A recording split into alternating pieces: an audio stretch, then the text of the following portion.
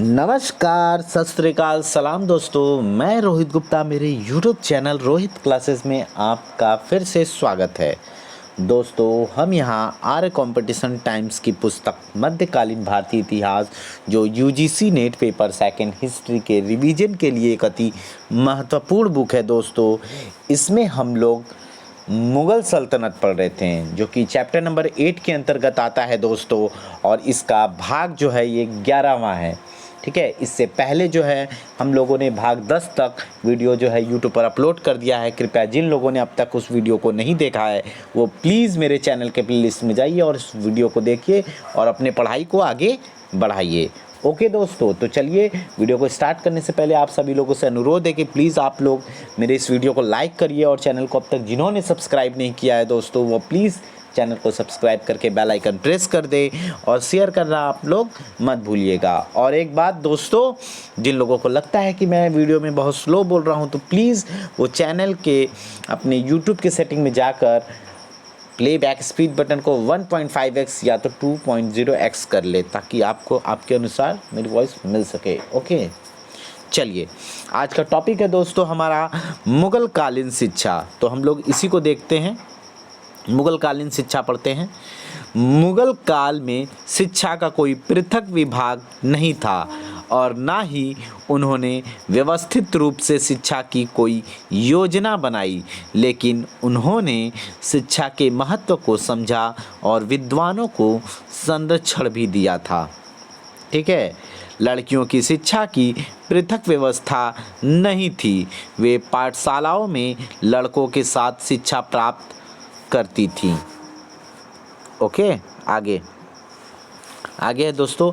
मुग़ल काल में प्राथमिक शिक्षा मकतब में दी जाती थी। ओके, आगे है मकतब में दी जाती थी। वह उच्च शिक्षा के लिए मदरसों की व्यवस्था थी। इनमें फ़ारसी भाषा में शिक्षा दी जाती थी। ठीक है, मदरसों में दोस्तों फ़ारसी भाषा में शिक्षा दी जाती थी। अकबर ने फ़ारसी को राजभाषा बनाया। माहमअनगा ने दिल्ली में मदरसा ए बेगम की स्थापना की। इसे खैर उल मनाजिल मदरसा भी कहा जाता है। ओके, आगे है दोस्तों। अबुल फजल ने फ़तेहपुर सीकरी में मदरसा ए अबुल फजल की स्थापना की। अबुल फजल के अनुसार अकबर के काल में मदरसों एवं मकतबों की दशा पहले से अच्छी थी। अकबर ने फ़तेहपुर सीकरी में मदरसों एवं आगरा में राजकीय पुस्तकालय की स्थापना की है। फैजी के पास अपना निजी पुस्तकालय था। अकबर ने फ़तेहपुर सीकरी में लड़कियों के लिए स्कूल खोला। शाहजहाँ ने भी दिल्ली में एक मदरसा बनवाया। वह दारुल बरका नामक मदरसे की मरम्मत कराई थी। आगे है दोस्तों। औरंगज़ेब ने मदरसों एवं मकतबों की सहायता की। वह हिंदू पाठशालाओं को बंद करवाने की कोशिश की। औरंगज़ेब की निर्वासित पुत्री जेबुन्निसा ने दिल्ली में बैतुल उल उलूम नामक स्कूल खुलवाया।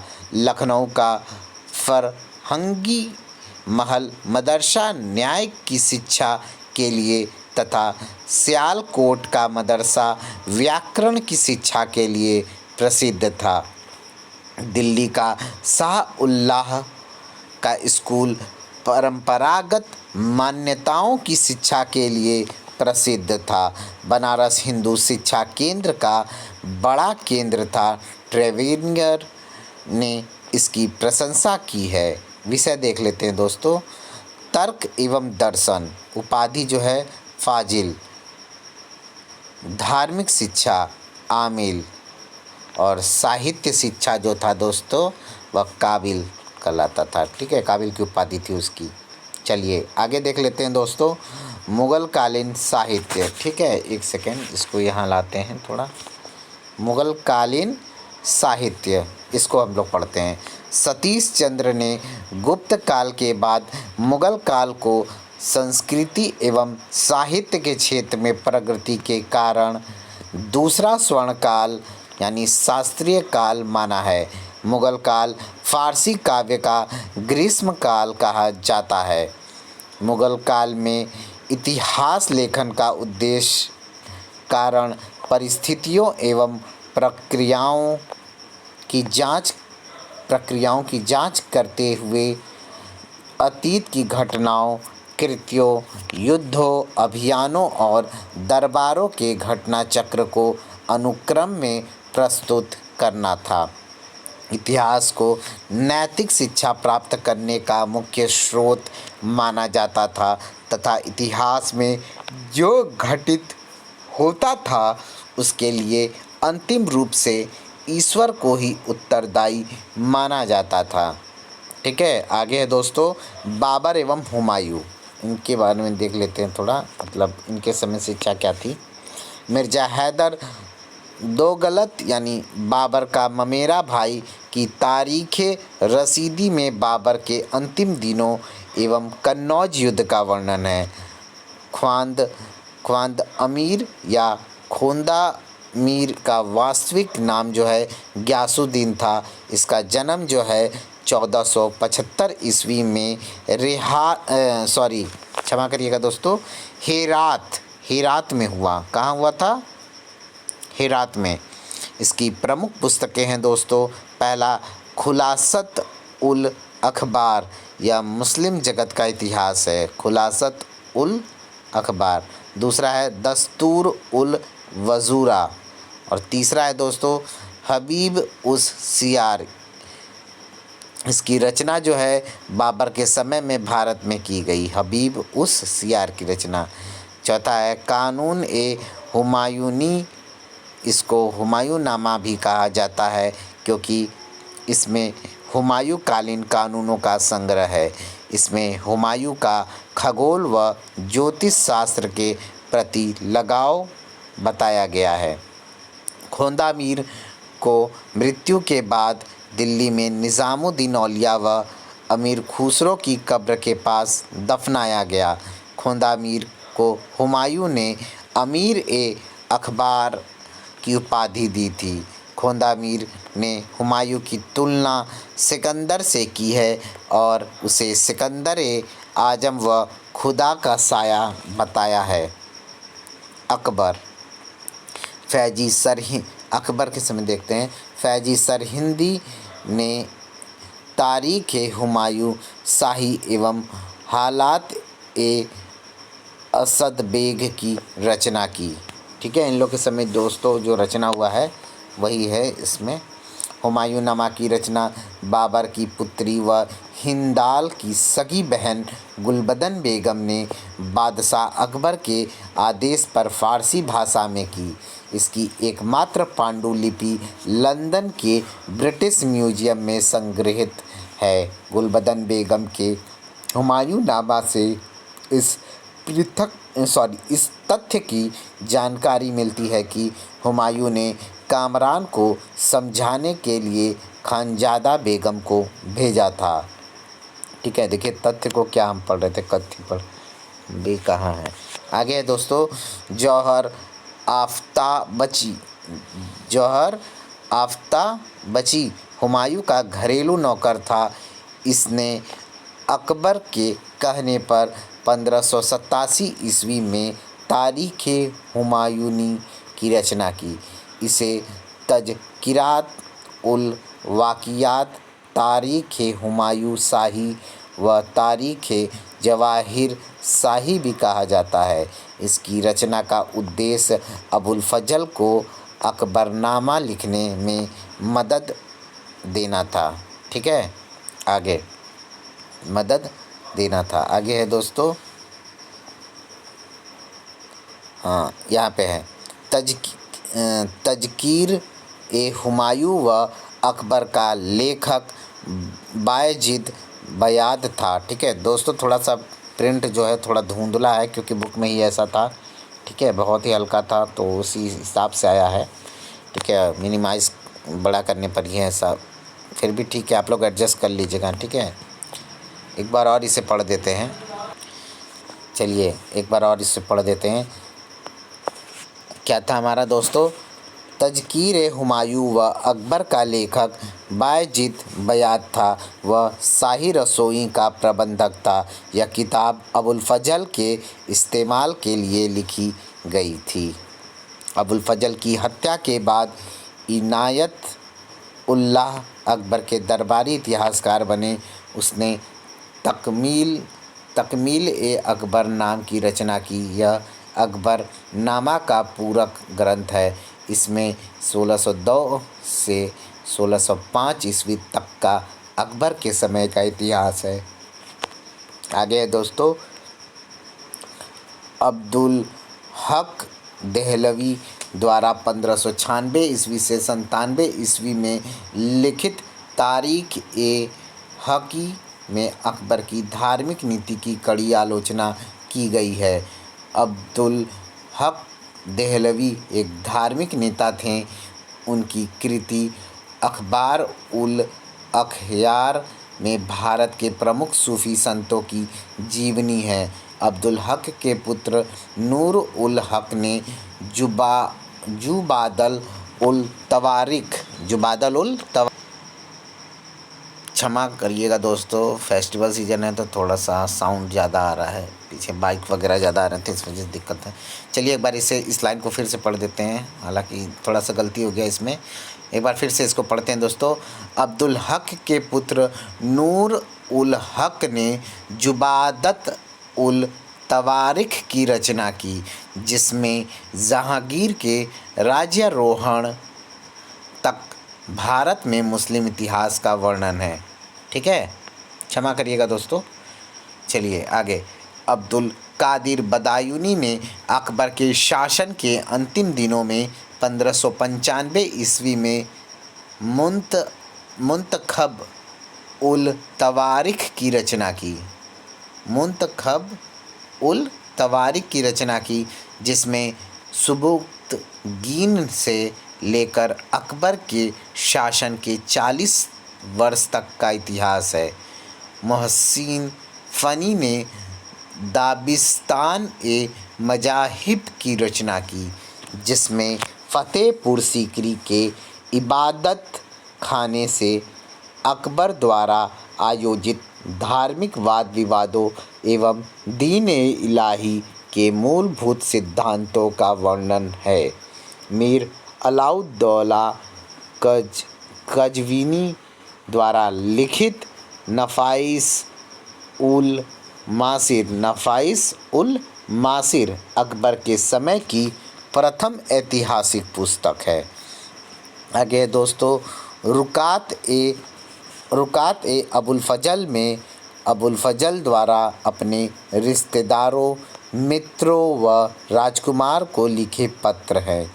इंसा-ए-अबुल फ़ज़ल में अकबर द्वारा अबुल फ़ज़ल से लिखवाए गए व स्वयं द्वारा लिखे पत्रों का संग्रह है। फैज़ी सरहिंदी द्वारा लिखित अकबरनामा में अकबर के असीरगढ़ की विजय का आँखों देखा वर्णन है।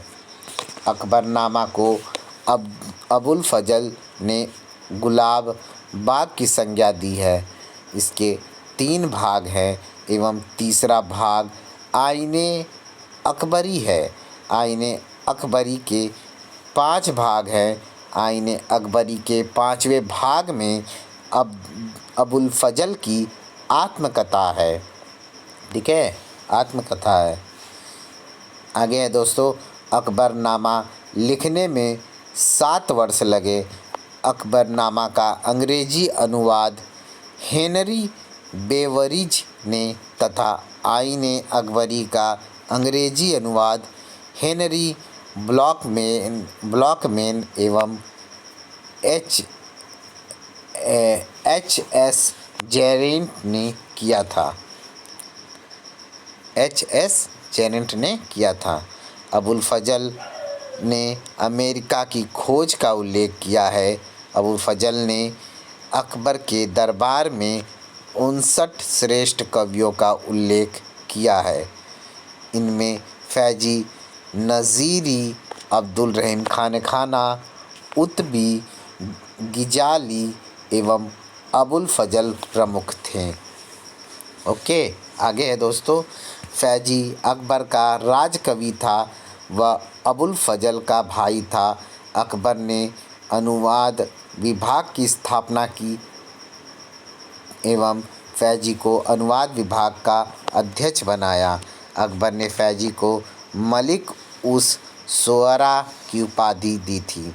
अकबर ने महाभारत का अनुवाद रज्मनामा यानी युद्धों की पुस्तक कहा जाता है, रज्मनामा को रज्मनामा नाम से कराया था। अकबर कराया था महाभारत का अनुवाद दोस्तों फ़ारसी में।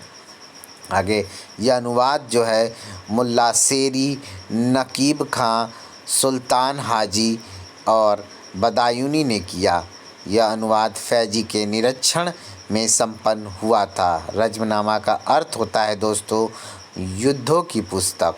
ठीक है, आगे मुकम्मल खां गुजराती ने ज्योतिष शास्त्र की एक पुस्तक तजक का जहान ए जफ़र नाम से फ़ारसी में अनुवाद किया था। अकबर के काल में ही संभवतः कुरान का पहली बार अनुवाद हुआ। अकबर के समय का सर्वश्रेष्ठ कवि एवं प्रथम राजकवि गिजाली था। उसके बाद फैजी को राजकवि बनाया। गिजाली की सर्वश्रेष्ठ कृति मानवी नल ओ दमन है। अबुल फजल ने बाइबिल का फ़ारसी में अनुवाद किया है। फैजी के बाद कलीम मुग़ल राज दरबार का अगला राजकवि था। अन्य कवियों में निसापुर का मोहम्मद हुसैन नज़ीरी प्रसिद्ध था, वह अच्छा गज़ल लेखक था। आगे है दोस्तों, सिराज का सैयद जमालुद्दीन उर्फ़ी यानी उतबी कसीदों का प्रसिद्ध लेखक था। अकबर ने मोहम्मद हुसैन कश्मीरी को जर्री कलम की उपाधि दी। ताजुद्दीन या ताजुल माली ने हितोपदेश का शेख नूर मोहम्मद और मीर अस्करी राजी ने मधुमालती का फ़ारसी अनुवाद किया है। अब्बास खां सरवानी की तारीख़ ए शेरशाही की रचना अकबर के काल में हुई। आगे है तारीख़ ख़ानदाने तैमूरिया अकबर के दरबार में लिखी गई। इसका लेखक अज्ञात है।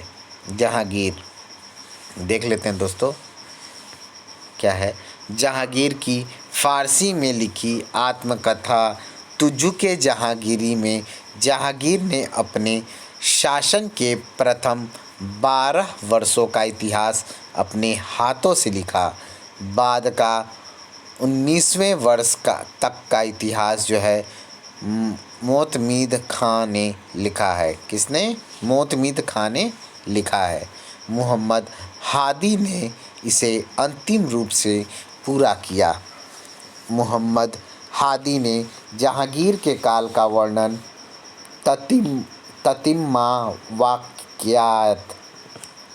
ततिम्मा वाक़यात ए जहांगीरी में किया है। तालिब अमूली जहांगीर का राजकवि था। जहांगीर के समय अब्दुल्ला ने तारीख़ दाऊदी की रचना की। इसमें लोदी व सूर शासकों की जानकारी मिलती है। ओके, आगे जानकारी मिलती है। आगे है मोहम्मद कासिम हिंदू शाह फ़रिश्ता ने तारीख़ फ़रिश्ता या गुलशन ए इब्राहिम की रचना बीजापुर के शासक इब्राहिम आदिल शाह द्वितीय के दरबार में की थी। इसमें जहांगीर के शासनकाल तक का इतिहास है। फरहंगे जहांगीरी भी 1608 ईस्वी में संकलित एक शब्दकोश है। आगे है दोस्तों, आगे है शाहजहां। मोहम्मद अमीन कज़विनी शाहजहां के समय का प्रथम सरकारी इतिहासकार था। उसने शाहजहां के शासन के प्रथम 10 वर्षों का इतिहास पादशाहनामा में लिखा है। किसमें दोस्तों? पादशाहनामा में लिखा है। बाद में शाहजहां ने अब्दुल हमीद लाहौरी को सरकारी इतिहासकार बनाया। उसने पादशाहनामा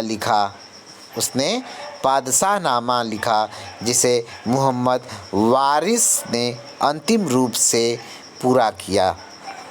ओके, आगे है चंद्रभान के चहार चमन में शाहजहां की शासन प्रणाली व उसके वज़ीरों का वर्णन है।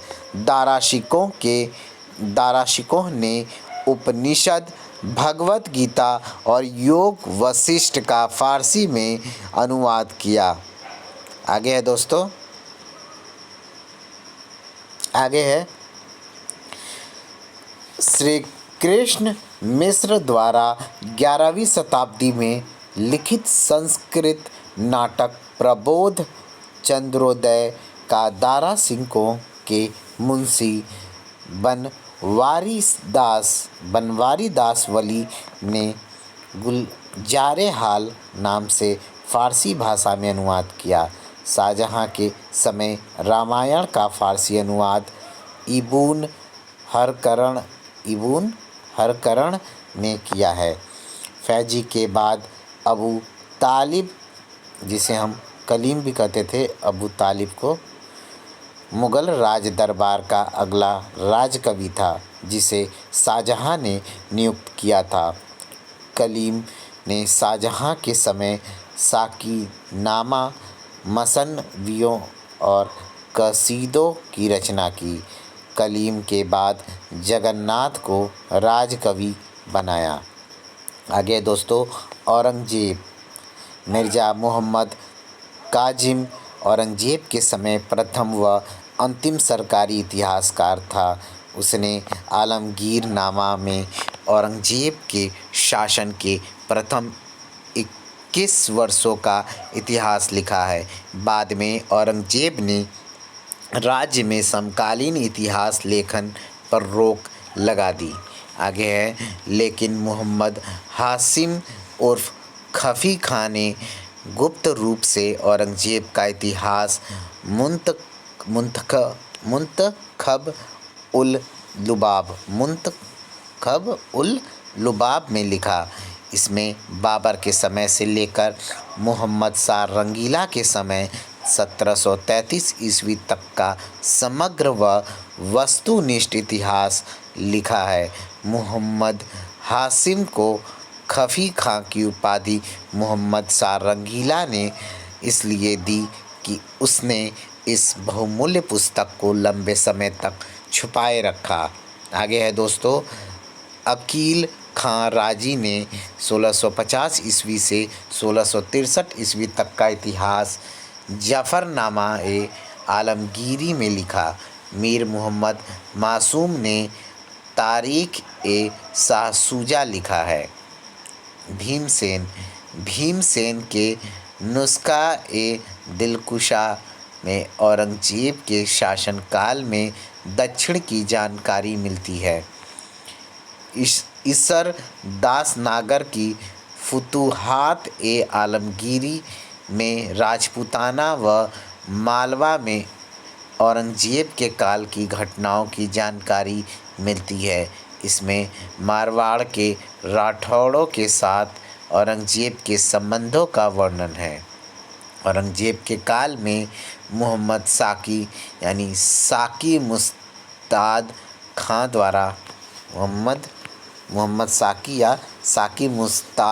खां द्वारा आगे है लिखित मआसिरे आलमगीरी को डॉक्टर जदुनाथ सरकार ने मुग़ल राज का गजेटियर कहा है। क्या कहा है? गजेटियर। औरंगजेब ने 1663 ईस्वी में अरब ग्रंथों की सहायता से फ़ारसी में प्रशासनिक नियमों, न्याय व कानून की पुस्तक फ़तवा-ए-आलमगीरी का संकलन कराया। इसकी रचना शेख निज़ाम की अध्यक्षता में 6 व्यक्तियों द्वारा की गई। यह भारत में मुस्लिम कानून का सबसे बड़ा डाइजेस्ट है। क्या है दोस्तों? डाइजेस्ट। ठीक है, आगे। औरंगजेब के समय मामूरी ने तारीख़ औरंगजेब लिखी। मामूरी ने जागीरदारी संकट को बेजागीरी की समस्या कहा है। ठीक है, जागीरदारी संकट को क्या बोला था दोस्तों उसने? बेजागीरी की समस्या। ठीक है, आगे है। औरंगजेब की मृत्यु के बाद मुग़ल साम्राज्य की जानकारी के स्रोत। तारीख़ इरादत खान के द्वारा। इबरातनामा मोहम्मद कासिम के द्वारा। तारीख़ चगताई मोहम्मद हादी के द्वारा। तारीख़ चगताई मोहम्मद शफ़ी तेहरानी के द्वारा। सियार उल मुतखरीन गुलाम हुसैन के द्वारा। ठीक है, प्राप्त होता है हमको, स्रोत है ये सब। आगे है। उत्तर मुग़ल काल के अमीरों के जीवन और चरित्र पर प्रकाश डालने वाली पुस्तक मआसिर उल उमरा की रचना शाहनवाज खां ने की है। किसने की है दोस्तों? शाहनवाज खान।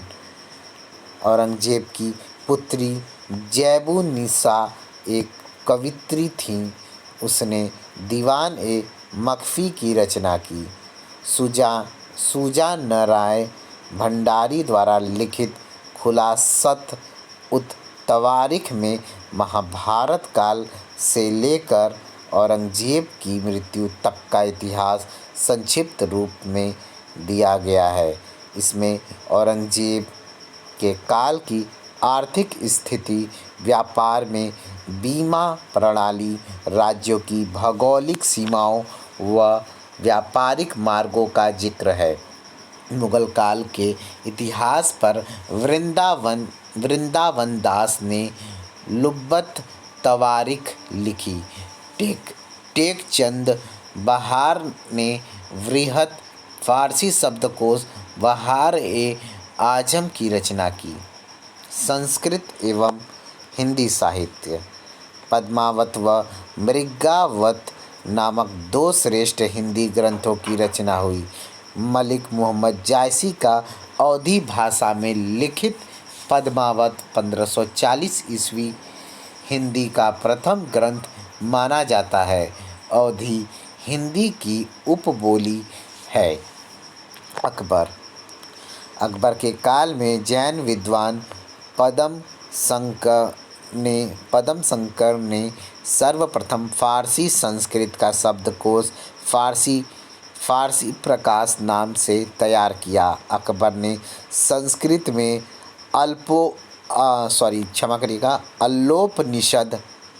अल्लोपनिषद नामक एक छोटा उपनिषद लिखवाया। इसका लेखक जो है फैजी था। अकबर का काल हिंदी साहित्य का स्वर्ण काल था। ओके, थोड़ा सी दोस्तों ये वाला वीडियो जो है थोड़ा सा नाम डिफ़िकल्ट है। ठीक है, हालांकि मैंने इसको टाइम नहीं दे पाया था, मैं पढ़ नहीं पाया था। मैं डायरेक्ट पीडीएफ से ही बना रहा हूँ आज, इसलिए थोड़ा सा मेरे को दिक्कत भी हुआ। ठीक है, क्षमा करिएगा, फिर भी मैं कोशिश कर रहा हूँ। ठीक, आगे है। अकबर प्रथम मुग़ल सम्राट था जिन्होंने संस्कृत को संरक्षण दिया था। अकबर के समय तुलसीदास, सूरदास, रहीम व रसखान हिंदी के प्रसिद्ध कवि हुए। तुलसीदास को मानस का हंस या लोक नायक कहा जाता था। ठीक है, आगे है। दरभंगा के ठाकुर महेश दास ने संस्कृत में अकबर के शासनकाल का इतिहास सर्वदेश वृत्तांत संग्रह नाम से लिखा। अकबर के समय पदम सुंदर ने अकबर शाही श्रृंगार दर्पण लिखा है। अकबर के समय सिद्धिचंद उपाध्याय ने भानुचंद्र चरित्र तथा देव विमल ने हीर सौभाग्यम नामक ग्रंथ की रचना संस्कृत में की। तुलसीदास ने अकबर के समय अवधि में रामचरितमानस की रचना की। याद रखिएगा दोस्तों, कभी पूछ सकता है कि रामचरितमानस की रचना किस सम्राट के काल में हुआ था। ठीक है, तो अकबर के समय हुआ था और अकबर बहुत राम जी से इंस्पायर भी था। इसे जॉर्ज ग्रियर्सन ने हिंदुस्तान के करोड़ों लोगों की एकमात्र बाइबिल बताया है। तुलसीदास ने विनय पत्रिका, कवितावली, दोहावली, गीतावली आदि भी लिखी। तुलसीदास बनारस में एकांतवास करते थे। अकबर के समकालीन होते हुए भी आईने अकबरी में तुलसीदास का उल्लेख नहीं है। अकबर ने बीरबल को कवि प्रिय यानी कवि राय की उपाधि दी तथा नरहरि चक्रवर्ती को महापात्र की उपाधि दी थी। नरहरि चक्रवर्ती ने रुक्मणी मंगल एवं कविता श्रृंगार की रचना की।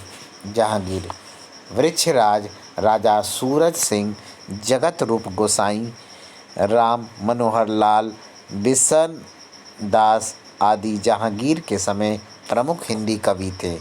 जहांगीर के समय सूरदास ने सूरसागर एवं भ्रमर गीतों की रचना की। सूरदास आगरा के निवासी थे। कहाँ के? आगरा के। सूरदास अष्टछाप के सर्वश्रेष्ठ कवि थे।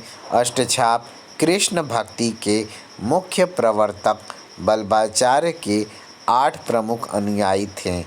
ये सब सामूहिक रूप से अष्टछाप के नाम से विख्यात हुए।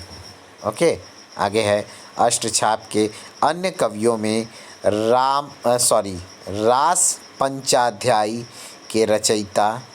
अष्टछाप के अन्य कवियों में रास पंचाध्यायी के रचयिता नंददास थे। गद्य में 84 वैष्णव की वार्ता के लेखक विट्ठलनाथ थे। परमानंद दास, कुंभन दास और रसखान भी अन्य कवि थे।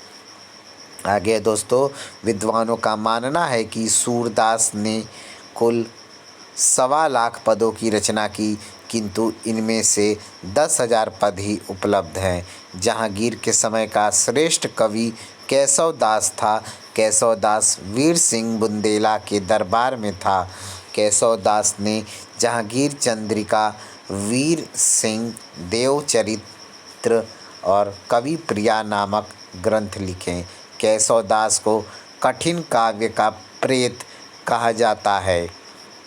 आगे है बूटा या वृक्षराज नामक कवि जहांगीर का विशेष कृपा पात्र था। जहांगीर का भाई दानियाल हिंदी में कविता करता था। प्रसिद्ध हिंदी कवि आचार्य बिहारी को आमेर के राजा जय सिंह ने संरक्षण दिया था। आगे है राजा मान सिंह भी हिंदी में काव्य की रचना करते थे। बेनी प्रसाद ने जहांगीर के काल को मध्यकालीन भारतीय साहित्य में अगस्टस का युग कहा है। शाहजहां का काल हिंदी साहित्य का रीति काल था। शाहजहां के दरबारी कवि पंडित जगन्नाथ ने रस गंगाधर एवं गंगा लहरी की रचना की। कवींद्र आचार्य ने कवींद्र कल्पतरु की रचना की। मतीराम और सीरामणि मिश्र भी शाहजहां के समय थे। रसखान ने 1634 ईस्वी में प्रेम वाटिका लिखी। शाहजहां ने हिंदी कवियों सुंदरदास, चिंतामणि एवं सेनापति को भी राजकीय संरक्षण प्रदान किया। कवि जटमल ने गोरा बादल की कथा लिखी। आगे है सुंदरदास ने सुंदर श्रृंगार, 12मासा सिंहासन बत्तीसी की रचना की।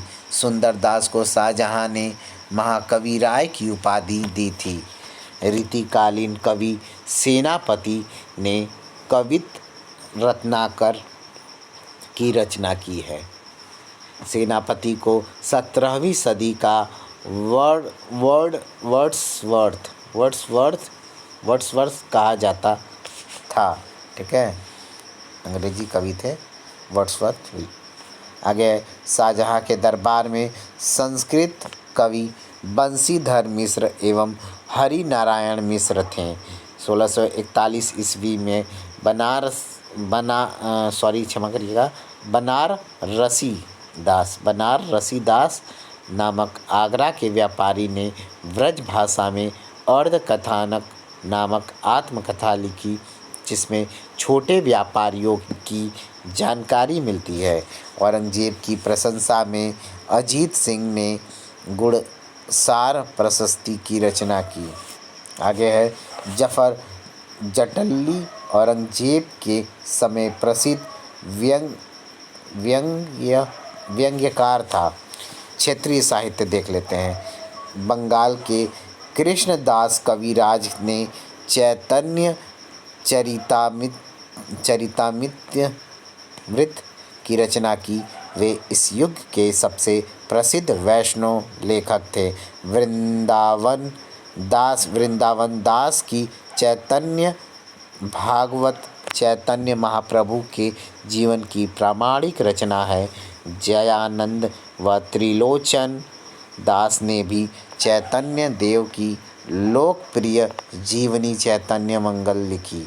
नरहरि चक्रवर्ती की भक्ति रत्नाकर चैतन्य के जीवन पर आधारित जीवनी है। काशी रामदास का महाभारत व मुकुंदराम चक्रवर्ती का कवि कंकड़ चंडी अत्यधिक महत्वपूर्ण बंगाली अनुवाद है।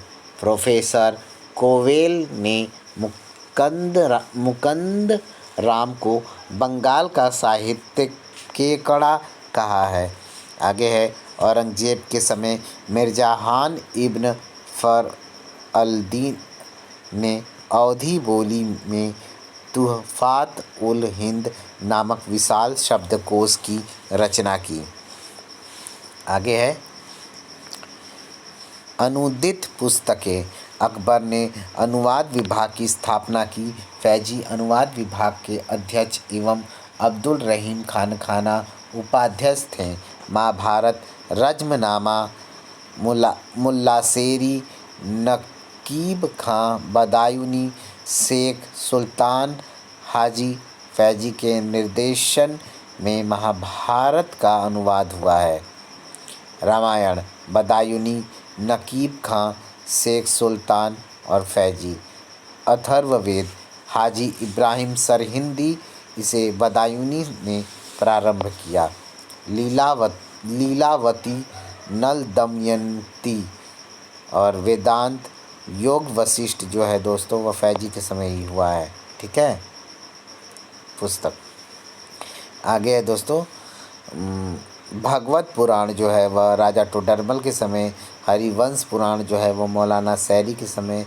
रास्तरंगिणी जिसे जो कि बहर उल अस्माद है, रास्तरंगिणी का एक और नाम मुल्ला शाह मोहम्मद शाहबादी ने किया था। भगवद गीता और योग वशिष्ठ का दारा सिकों के समय। सिर ए अकबर जो है 52 उपनिषदों का संग्रह है, वह दारा सिकों के समय में ही। पंचतंत्र जो कि अनवार ए सुहेली है वह अबुल फजल ने के द्वारा हुआ है। कालिया दमन अयार ए दानिश जो है वह अबुल फजल के द्वारा ही हुआ है। सिंहासन बत्तीसी जो है बदायूनी के समय हुआ है, मतलब बदायूनी के द्वारा हुआ है। तजक जो है दोस्तों मुकम्मल खां गुजराती के द्वारा हुआ है। ठीक है, आगे है पंचतंत्र का फ़ारसी अनुवाद जो है अनवार ए सुहेली नाम से अबुल फजल ने किया, जबकि पंचतंत्र का अरबी अनुवाद जो है वह कालीला व दिमना कहलाता है। अथर्ववेद का अनुवाद हाजी इब्राहिम सरहिंदी ने किया। यद्यपि अथर्ववेद के अनुवाद का कार्य जो है वह बदायूनी ने प्रारंभ किया था। आनंद वर्मन का संस्कृत ग्रंथ प्रबोध चंद्रोदय का फारसी अनुवाद गुलजारे हाल नाम से हुआ है। आगे है मध्यकाल में पर्शियन में साहित्यिक कुशलता प्राप्त करने वाला प्रथम हिंदू चंद्रभान था। रूप गोस्वामी ने भक्ति रसामृत सिंधु एवं जीव गोस्वामी ने उज्ज्वल नीलमणि जैसे भक्ति रस के शास्त्रीय ग्रंथों की रचना की है। नरहरि, नरोत्तम दास, आलम गंग, मनोहर कवि, बलभद्र मिश्र, जमाल तथा केशव दास जैसे कवियों ने समाज का सजीव चित्रण किया है। रहीम, मुबारक तथा सेनापति जैसे कवियों ने भी हिंदू तथा मुसलमान के भेदभाव से रहित सामाजिक जीवन का चित्रण किया। ओके, हम नेक्स्ट पेज पे पढ़ते हैं। थोड़ा सा इसको एक ही पेज पे कर लेते हैं ना, ये तो ना इम्पोर्टेंट लाइन, लास्ट पेज है दोस्तों। आगे है दोस्तों हमारा मुगल कालीन प्रमुख पुस्तकें एवं लेखक। ठीक है, देख लेते हैं इसमें कुछ इम्पोर्टेंट पुस्तकें और लेखक हैं। पुस्तक का नाम एक तरफ है, दूसरा लेखक है। तुजुके बाबरी, जिसे हम बाबरनामा भी कहते हैं दोस्तों, वह बाबर के द्वारा लिखा गया है। दीवान जो कि काव्य संग्रह है, वो भी बाबर के द्वारा। रिसाल ए उसज जो कि खत ए बाबरी है, वह बाबर के द्वारा ही। मुबाय्यान जो है बाबर के द्वारा लिखा गया है। ठीक है, ध्यान रखिएगा दोस्तों, बाबर की सभी रचनाएं तुर्की भाषा में थी। ठीक है, ये भी इम्पोर्टेंट लाइन है, याद रखिएगा। आगे है दोस्तों हबीब उस सियार कानूने हुमायूनी जो है खोंद अमीर यानी ख्वादा मीर के द्वारा लिखा गया है। हुमायूंनामा दोस्तों गुलबदन बेगम जो कि बाबर की पुत्री थी, उनके द्वारा लिखा गया है। तारीख़ रसीदी जो है दोस्तों मिर्ज़ा मोहम्मद हैदर दोगलत जो कि बाबर का मौसेरा भाई था, उसके द्वारा लिखा गया है। तज़किरातुल वाक़ियात जो है दोस्तों जौहर आफ़ताबची यानी हुमायूं का जो नौकर था, उसके द्वारा लिखा गया है। आगे तारीख़ शाही, जिसे हम तारीख़ सलातीनी अफ़गान कहते हैं, वह अहमद यादगार जो कि अफ़गान था मुग़ल काल में, उसके द्वारा लिखा गया है। तारीख़ दौलत शेर शाही जो है हसन अली खां के द्वारा लिखा गया है। वाक़ियात ए मुस्ताकी जो कि लोदी सूरकाल के नाम से भी जाना जाता है, यह रिज़्क़ुल्लाह मुस्ताकी के द्वारा लिखा गया है। तुहफ़ात ए अकबर शाही अथवा तारीख़ शेर शाही जो है दोस्तों अब्बास खान सरवानी यानी शेर शाह की जानकारी में अब्बास खान सरवानी के द्वारा लिखा गया है। आगे तारीख़ शेर शाही वही, ठीक है, दोनों एक ही पुस्तक है। तुहफ़ात ए अकबर शाही या और जो है दोस्तों तारीख़ शेर शाही। ठीक है, दो पुस्तकों को अब्बास खान सरवानी ने लिखा। आखिर तारीख़ अकबरी जो है दोस्तों आरिफ कंदारी ने लिखा। नफ़ाइस उल मासिर जो है मीर अलाउद्दौला कज़विनी ने लिखा है। मुंतखब उत तवारिख जो है अब्दुल कादिर बदायूनी ने लिखा है। तबक़ात अकबरी या तारीख़ निज़ामी जो है दोस्तों ख्वाजा निज़ामुद्दीन अहमद द्वारा लिखा गया है। अकबरनामा, जिसे हम आईने अकबरी कहते हैं, यह अबुल फ़ज़ल द्वारा लिखा गया है। तारीख़ अल्फ़ी यानी अकबर के आदेश पर 1000 वर्ष का इतिहास लिखवाया गया जो है तारीख़ अल्फ़ी, या मुल्ला मोहम्मद दाऊद नकीब खां, जाफ़र बेग, मौलाना अहमद बदायूनी, इन लोग के द्वारा लिखा गया है। आसिरे रहीमी अब्दुल बाकी अब्दुल रहीम खाना के संरक्षण में लिखा गया है। अकबरनामा एवं तारीख़ हुमायूं शाही जो है शेख इलाहदाद फैजी सरहिंदी के द्वारा लिखा गया है। नोट: फैजी सरहिंदी का भी अकबरनामा की रचना में सहयोग रहा है। तुजुके जहांगीरी की आत्मकथा जो है तुजुके जहांगीरी में है, जो कि जहांगीर के द्वारा लिखा गया है। इकबाल नामा ए जहांगीरी जो है मोतमिद खां के द्वारा लिखा गया है। ठीक है, आगे है, यही है दोस्तों पुस्तक का नाम और लेखक देख लेते हैं। आसिरे जहांगीरी जो है वह ख्वाजा कामगार धरियत खां के द्वारा लिखा गया है। ठीक है, थोड़ा सा छोटा कर लेते हैं, मिनिमाइज़ करने पर थोड़ा धुंधला हो गया था दोस्तों। इंतखाब ए जहांगीरी शाह जो है अज्ञात लेखक हैं इसके। सियासतनामा दोस्तों निजामुल मुल्क तूसी के द्वारा लिखा गया है। तारीख़ ए खाने जहानी मखजानी अफ़गानी जो है सूरवंश की जानकारी जो है दोस्तों वह नियामत उल्लाह के द्वारा लिखा गया है। पादशाहनामा जो है अब्दुल हमीद लाहौरी के द्वारा लिखा गया है।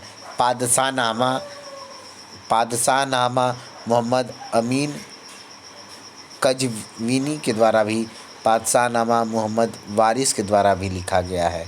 शाहजहांनामा इनायत खां मोहम्मद ताहिर के द्वारा, शाहजहांनामा मोहम्मद सादिक खान के द्वारा, शाहजहांनामा भगवान दास के द्वारा लिखा गया है। अमले सालेह जो है मोहम्मद सालेह के द्वारा लिखा गया है। चहार चमन जो है दोस्तों वह चंद्रभान के द्वारा लिखा गया है।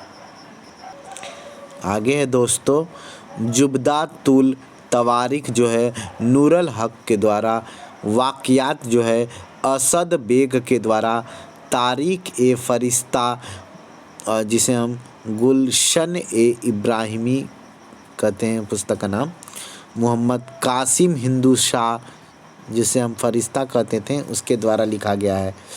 ठीक है, आलमगीर नामा जो है दोस्तों काजिम सिराजी के द्वारा, आलमगीर नामा जो है वह हातिम खां के द्वारा, वाक़ियात ए आलमगीरी जो है आकील खां के द्वारा, आलमगीर नामा जो है दोस्तों आलमगीर नामा व मिर्ज़ा मोहम्मद काजिम के द्वारा, नासिरे आलमगीरी मोहम्मद साकी मुश्ताक खां के द्वारा,